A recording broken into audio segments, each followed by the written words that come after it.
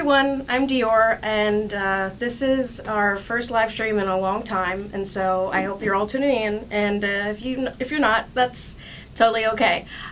So today is Women of Color Day, and that is basically the beginning of Women's History Month. So we thought that we would talk about women of color and the work that they're doing, and so I think it's something that's really important to highlight when it comes to women and issues that are pertinent to them. So just wanted to give you information about who I am. I'm Dior Vargas. I'm a Latina feminist mental health activist, and I also am the outreach coordinator for Project UROK.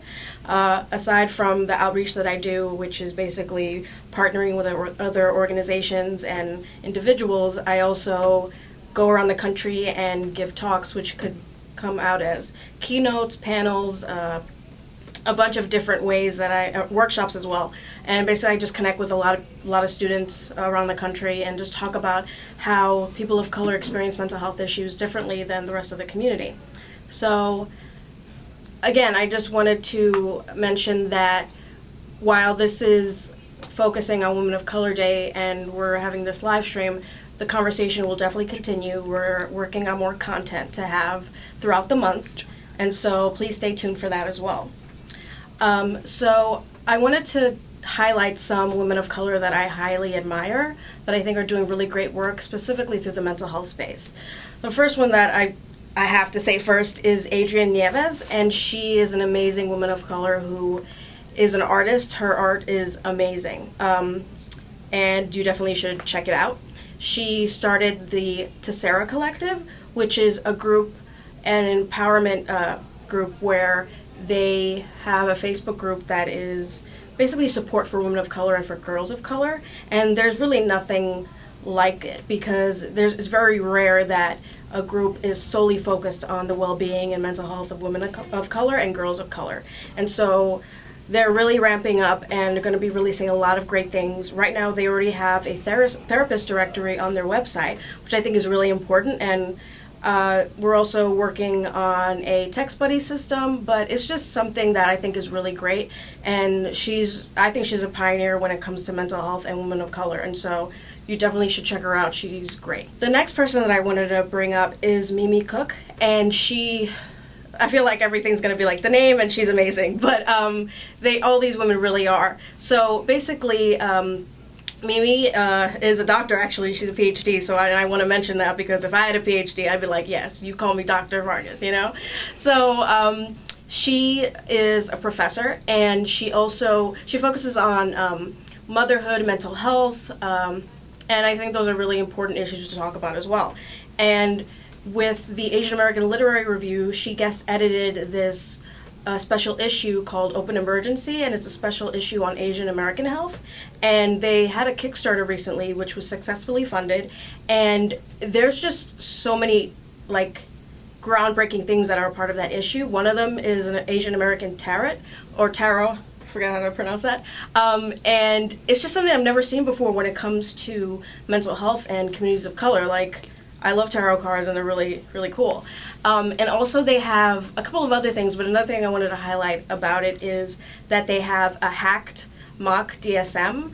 And I feel like when it comes to DSM, and maybe more so people of color, I feel like it can be restricting. I know that sometimes it helps when it comes to treatment, but I feel like people feel like they have to adhere to those certain characteristics under the diagnosis, and it's important to highlight that people of color don't always get diagnosed, but yet their feelings are still valid. So I just think it's great because they're just talking about it from a perspective from Asian Americans, which it's slightly the same as other people of color, where you basically put things under the rug, you don't talk about it, you don't want to bring shame on your family, and I think that it is really a unique, interesting way to talk about these issues. I definitely want these women to get more publicity, more traction, because the work that they're doing, I don't think that a lot of them are getting the attention that they deserve, and so this is the time that I really want this to happen.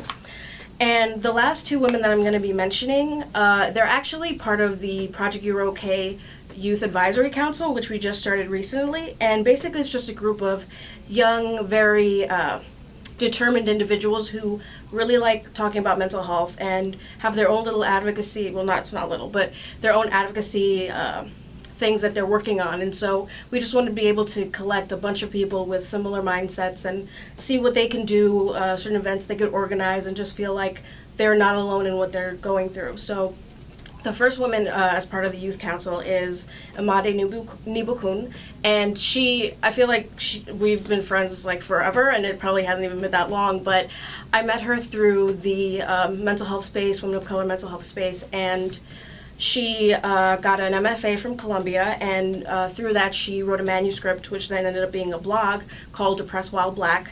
And she also did a video with Project UROK that I hope we can retweet, and then you can share that too. It's definitely a really amazing video that talks about really important issues when it comes to things that are going on in this country right now, and just also the mental health of people of color. And so she's just amazing, and I love her, and she always says, oh, I want to go to your level, Dior, and I'm like, no, not at all. Like, she is one of a kind, and I think that you should definitely follow her. She's all over social media, and she's a writer as well. And then the last person I wanted to bring up was Mina B, and she is the founder of Respect Your Struggle, and she's also a youth council member. And I love her Instagram. You should definitely follow her Instagram. She posts a lot, and it's really meaningful quotes, poems, and things that she's created on her own. So I think that that's really cool. I love Instagram. And she's also going to be able to do a lot of things with us, and I think that, they're both going to be great, as well as the other youth council members. I feel like since I have a little more time, I just wanted to mention a few more women that I highly admire. One of them is Nikki Weber Allen, and she started an organization called I Live For, and it's focused on depression and anxiety within people of color, and more specifically teens. And I'm actually going to be in an upcoming documentary about it, so please stay tuned. I don't know when it's coming out, but I'm really excited. So she's amazing, and I think that she's doing a really, really great work. I know that we have Keisha Zolar as an individual that we definitely want to highlight. She did a video for Project UROK, and for some awesome reason, she's getting more traction and getting a lot more views, and I think that it's important that we highlight these stories. I have depression and anxiety, and I'm also a suicide attempt survivor, and I basically spend a lot of my time, besides Project UROK, working on mental health and communities and partnerships, but I also, like I said, do a lot of talks. But what I've experienced growing up, I'm from New York, and I grew up with a single mom, and it was a lot of rough times growing up. There was a lot of trauma, there was domestic violence, there was a lot of rough things, and I apologize if that triggers anyone. This is definitely not meant to do that, but I just wanted to share my experience and say that having lived experience and working within this field is really important, and even more so as a woman of color, because honestly, Black women are the most marginalized, but also, women of color just deal with a lot of things that are really unfair, and so I think it's important that the first day of Women's History Month is focused on women of color. And also, I would be an idiot to not mention trans women of color and all the things that they're going through and the violence that they're going through. I think it's terrible, and I think that we need to protect them and honor them, even as well as just the LGBTQ community and all that stuff that we're dealing with right now. So yeah, just that's a little bit of my experience. It's just something that my family didn't want to talk about, but I felt like as a woman of color, I needed to take that step and talk about my issues and let other people know that they're not alone. So that's a little bit of my story, but also just wanted to let you know to follow Project UROK. We're also tweeting some of the things that I'm saying, but also mainly the women of color that I gave a few shout outs to. So hi everyone, to the newcomers to this live stream. We're celebrating Women of Color Day, which is basically the start of Women's History Month, which we're really excited about, and we decided to have a live stream where we would talk about this issue and how important it is, and also to highlight some women of color that are really doing some great work.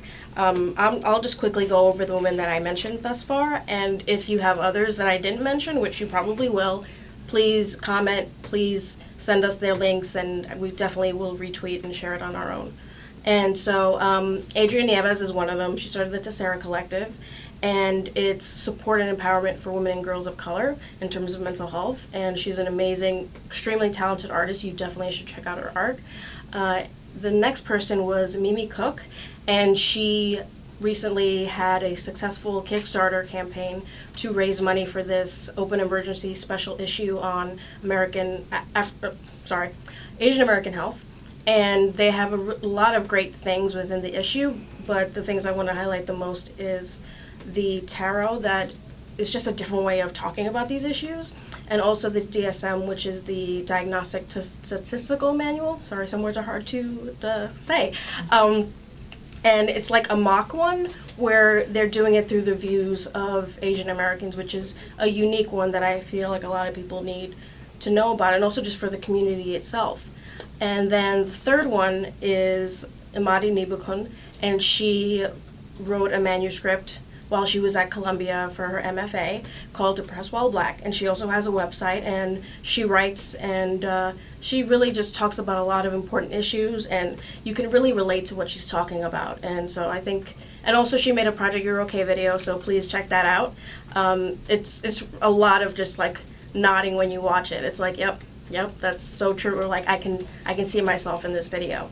Then the fourth person is Mina B, and she started Respect Your Struggle, which is a really cool digital mental health magazine. And she's also, she also has a great Instagram. I just love liking all of her Instagram photos because they're really like meaningful tweets, meaningful quotes, meaningful poems. She has a book out, a poetry book. So I think that it's something that you guys should check out.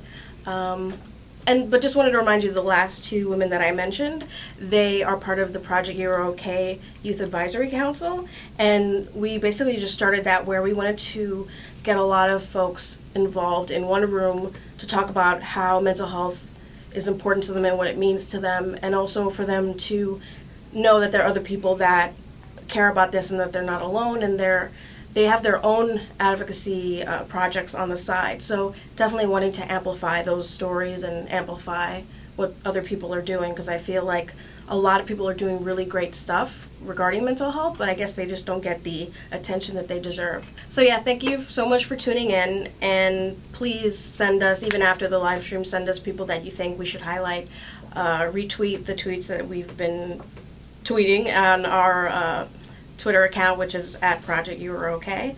And this is definitely not going to be the end of the conversation. We're going to continue talking about this throughout the month, especially since it's Women's History Month. And so, whatever you're going through, take it easy on yourself. I'm not particularly having the greatest day, and so you kind of have to all right, this is how I'm going to present myself. I have things to do. I'm not going to let these certain things stop me from what I have to do. And if it's anything, it's going to be mental health. So just wanted to say that, you're not alone. There are people who love you and are here for you, and you are okay.